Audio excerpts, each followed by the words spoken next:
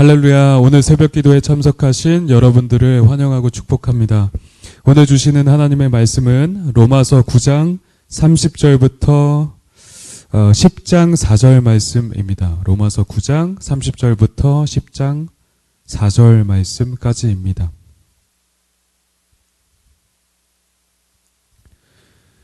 제가 가진 성경 신약 253페이지입니다.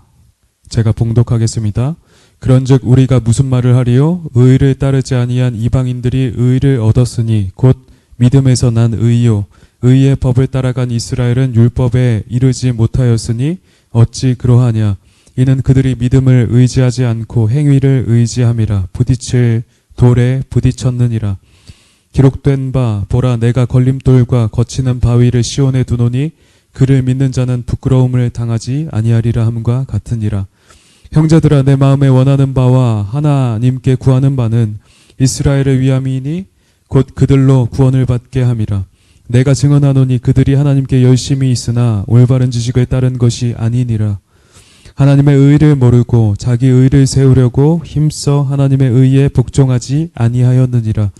그리스도는 모든 믿는 자에게 의를 이루기 위하여 율법의 마침이 되시니라. 아멘.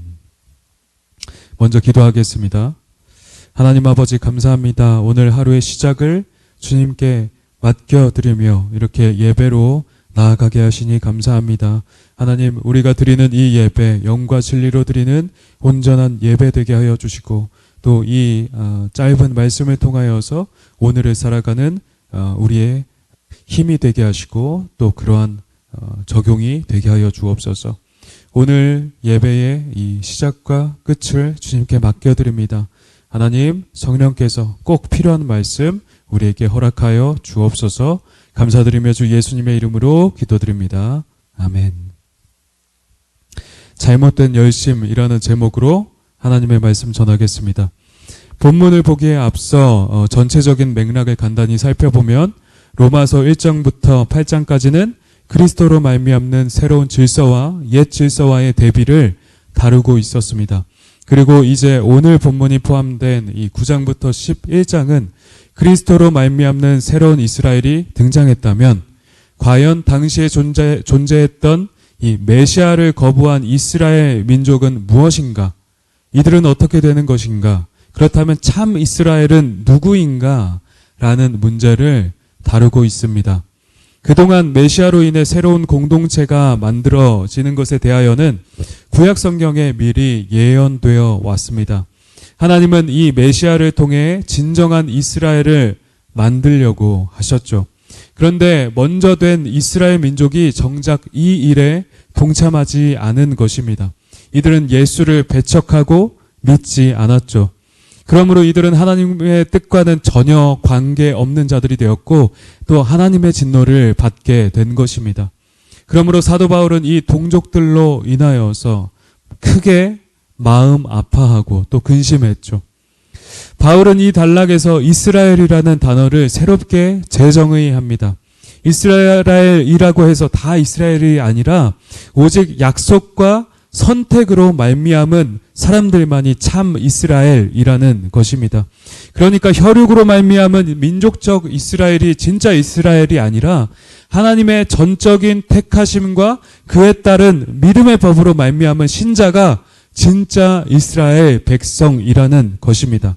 그래서 육신적 이스라엘이라 할지라도 믿음의 법에 의존하지 않고 행위의 법에 의존한다면 이는 반드시 실패하게 된다는 그런 말씀을 하고 있는 것이죠. 오늘 본문에서 이스라엘은 하나님께 큰 열심이 있었으나 올바른 지식을 따른 것이 아니라고 말씀합니다. 그들은 하나님의 의를 알지 못하고 자기 의를 세우려고 힘써서 하나님의 의에 복종하지 않았습니다. 그러므로 그들은 예수 그리스도라는 걸림돌에 의해 걸려 넘어졌으며 영원한 수치를 당하는 신세가 된 것이죠. 9장 4절의 말씀대로 그들에게는 온갖 좋은 혜택들, 그러니까 곧 양자됨과 영광과 언약들과 율법과 예배와 약속과 조상들과 그리스도의 혈통을 지님이 있었습니다만 그럼에도 불구하고 이들은 예수 메시아를 받아들이지 못해 버림을 당한 것입니다.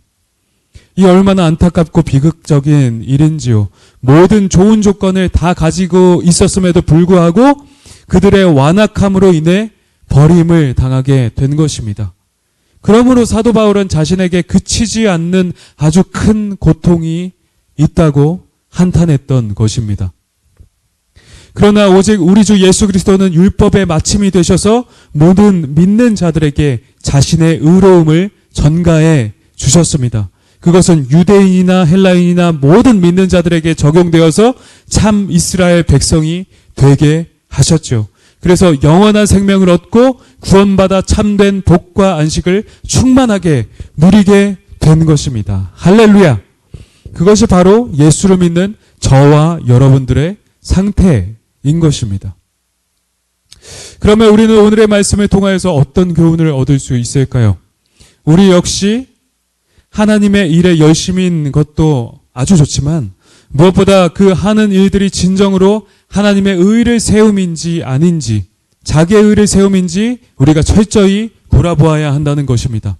과연 내가 하는 그 사역과 일들이 하나님이 원하시는 일을 하느냐 아니냐를 곰곰이 따져 물어야 한다는 것이죠.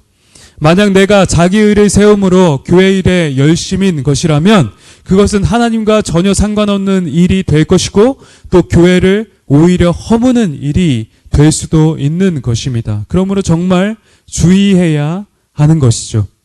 이 이스라엘이 빠졌던 잘못된 열심은 사실 인간 본성의 지극한 죄악됨과 관련이 있습니다. 죄악된 인간의 본성은 본질적으로 자기의 정당성을 내세우며 교만하여서 자기의 의로움을 나타내고자 하는 아주 큰 유혹을 받게 됩니다. 또한 이러한 죄성은 때론 자신조차도 알아채지 못하도록 스스로를 속이는 경향도 보이게 되죠. 그러므로 자기 자신을 옳다고 굳세게 믿지만 실상은 하나님의 뜻과는 전혀 맞지 않는 일들을 행하게 될 수도 있는 것입니다. 우리는 이러한 일들을 사회와 가정 그리고 교회 가운데서 얼마나 많이 보게 됩니까? 정말 목숨을 걸고 사활을 걸고 특정한 일을 이루어내려고 노력하지만 제3자의 입장에서 보기에 잘못된 열심을 내는 일들이 발생하게 되는 것입니다. 쉬운 예를 들어서 우리는 현실 정치의 영역에서도 오늘날 잘못된 양극단을 보고 있습니다. 그들은 그런 잘못된 열심을 내면서도 스스로 깨닫지 못하고 다른 사람들을 정죄하며 질책합니다. 그리고 분리와 분쟁을 만들어내죠. 그렇기 때문에 이 사회는 분열하고 계속해서 싸움이 끊이지 않게 되는 것입니다. 우리의 교회 공동체 역시 주의하지 않는다면 이렇게 될 수 있는 것입니다. 우리가 날마다 점검하지 않는다면 언제라도 이런 잘못된 방향으로 나아갈 수가 있죠. 그러므로 우리는 경각심을 가지고 스스로 되돌아보고 점검하고 또 점검해 보아야 할 것입니다. 우리는 연약하며 한계가 많은 존재이기에 반드시 늘 스스로를 되돌아보아야 하죠. 그리고 그 일이 특히 교회 사역과 관련된 일이라고 한다면 우리가 하나님을 직접적으로 대적하는 일이 될 수도 있기 때문에 우리는 검토하고 또 검토해야만 하는 것입니다. 두려움과 떨림 가운데 우리의 모든 행사를 겸손히 하나님 앞에서 점검하고 또 그렇게 수행하는 여러분 되시기를 주님의 이름으로 축복합니다. 그러면 구체적으로 어떻게 우리 자신을 점검할 수 있을까요? 먼저는 말씀의 빛에 비추어서 내가 하는 그 일이 하나님 편에 올바른가 아닌가를 꼼꼼히 따져 물어야 하는 것입니다. 우리는 매사에 그러해야 하죠. 무엇보다 중요한 것은 깊은 묵상을 통해서 내 마음의 숨은 동기를 발견하는 것입니다. 우리의 타락한 본성에 의해서 우리가 우리 자신의 일들을 스스로 정당화하는 것은 아주 손쉬운 일입니다. 앞서 말했듯이 우리는 우리 자신을 스스로 속이기까지 하죠. 그러므로 우리는 그 상황을 말씀 앞에 객관화하여서 스스로의 감정에 휘둘리지 말고 그 행하는 일들을 아주 철저하게 수시로 점검해야 하는 것입니다. 말씀을 통해 내 행위와 내 마음의 동기를 점검하는 것이죠. 둘째는 겸손히 기도로 물어서 성령께서 깨닫게 해주시기를 간구하는 것입니다. 우리가 겸손하게 겸비하게 하나님께 기도로 나아갈 때 주께서는 깨닫게 하시고 또 마음에 감동을 주셔서 우리가 올바로 나아갈 수 있도록 교정해 주시는 것입니다. 만약 바른 길을 걷고 있다면 또 큰 위로와 격려를 해 주실 것입니다. 더불어서 우리가 어떤 선한 것을 행할지라도 만약 기도가 동반되지 않는다면 그것은 금방 변질되고 위험할 수 있음을 인식하십시오. 우리는 연약하기 때문입니다. 그러나 기도는 우리가 할 수 없음을 스스로 인식하는 것이며 우리의 모든 행사를 주께만 맡겨드리는 겸손의 표현입니다. 그러므로 기도를 통해 겸손으로 나아갈 때 주께서 우리를 사용하시며 우리 가운데 역사하게 되시는 것입니다. 날마다 기도로 깨어서 겸손하며 온전한 방향으로 나아가는 여러분 되시기를 주님의 이름으로 축복합니다. 마지막 셋째로 우리는 신뢰할 수 있는 믿음의 사람들을 통해서 자문을 구할 수도 있습니다. 하나님은 우리가 타인을 통하여도 우리 자신을 객관화할 수 있게 하셨습니다. 특별히 신실한 성도들을 통한 이 조언들은 우리가 귀 기울일 필요성이 아주 다분히 높습니다. 깨어있는 그들을 통해 우리가 놓치고 있는 부분들을 비교적 정확하게 들을 수가 있기 때문입니다. 그러므로 겸비하여서 마음을 낮추고 또 신뢰할 만한 사람들의 의견에도 귀 기울이는 우리 여러분들 되시기를 주님의 이름으로 축복합니다. 오늘 이스라엘 민족의 잘못된 예를 통하여서 오늘을 사는 우리가 어떻게 살아가야 하는지를 깨달으셨으리라 믿습니다. 곧 나의 의로움과 교만으로 잘못된 열심을 내는 것이 아니라 진정 하나님의 뜻과 의를 구하고 겸손히 이를 이루어가는 그런 삶을 살아가는 것 말입니다.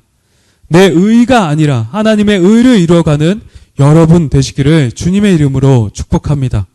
이를 위하여서 스스로를 말씀의 빛과 기도 가운데 수시로 점검하는 여러분 되시기를 축복합니다. 바른 목적에 따른 이 바른 열심을 가지고 주를 위하여서 아주 신실하게 살아가는 우리 의왕우리 교회 성도님들 다 되시기를 주님의 이름으로 축복드립니다. 아멘. 우리 함께 기도하도록 하겠습니다. 이 시간 기도하실 때 하나님 우리가 내는 열심이 혹 하나님과 관련 없는 잘못된 열심은 아닌지 깨닫게 하여 주시옵소서. 나의 의로움을 내세우며 나의 욕심을 채우고자 하는 열심인지 아닌지를 우리가 스스로 알게 하여 주시옵소서. 그리고 그러한 것이 있다면 이 시간 하나님 회개하며 나아가기 원합니다. 하나님 우리를 깨닫게 하여 주시옵소서. 또 진정으로 우리의 삶이 정말 하나님의 뜻을 이루어가는 그런 고귀한 삶을 살아가기 원합니다. 하나님 겸손히 주께 쓰임받는 우리가 되게 하여 주시옵소서. 이 기도 제목을 가지고 이 두 기도 제목을 가지고 우리 함께 나아가도록 하겠습니다. 더불어서 각자의 기도 제목을 가지고 하나님께 나아가도록 하겠습니다. 각자의 기도 제목을 가지고 우리 통성으로 함께 기도하며 주께 나아가도록 합니다. 주여 하나님 아버지 감사합니다. 오늘 말씀을 통해서 깨닫게 하시니 감사합니다. 우리 가운데 있는 그 모든 자기 의와 자기의 의로움을 주장하는 그런 잘못된 모습은 있지 않은지 하나님 이 시간 점검하기 원합니다. 하나님 그런 모습을 깨닫게 하여 주시고 아버지 우리 모든 죄악을 하나님 용서하여 주옵소서. 아버지 하나님 이제는 내 의가 내 의로움과 내 욕심 때문에 하나님의 그 어떤 열심을 내며 하나님의 그 사역을 감당하는 것이 아니라 아버지 하나님의 그 올바로 된 그 뜻과 그 나라와 그 의로움을 위하여서 우리가 온전히 나아가고 쓰임받는 우리 삶이 다 되게 하여 주시옵소서. 아버지 하나님 그런 삶을 온전한 나아가게 원합니다. 주의 성령 가운데 나아가주시옵소서. 아버지 하나님 이 시간에 오늘 하루 살아가는 오늘의 삶이 하나님의 뜻을 이루고 성취하는 그런 온전한 모습을 보여주옵소서. 감사드리며 주 예수님의